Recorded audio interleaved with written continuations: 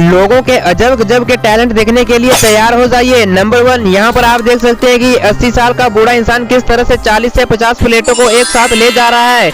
वैसे इसको ढोने के लिए इसने जुगाड़ बहुत बढ़िया बनाया है। नंबर 2, तो दोस्तों आप यहाँ देख सकते हैं कि ये टेलर 50 से 60 सूटों को एक साथ कैसे काट रहा है। इसको काटने के लिए इसने विशेष प्रकार की मशीन बना रखी है जो आसानी से इन सूटों को काट दे रही है। इसमें समय की बचत के साथ इसको करने में मेहनत भी बहुत ही ज्यादा कम लगती है। गजब यार। नंबर 3, यहाँ पर देख सकते हैं कि ये आर्टिस्ट किस तरह से लकड़ी के एक गिलास बनाता है। इसको देखना भी काफी सेटिस्फाइंग है, जो देखने में काफी अच्छा लग रहा है। और लास्ट में आप देख सकते हैं कि कितना अच्छा इसने ग्लास बना दिया है।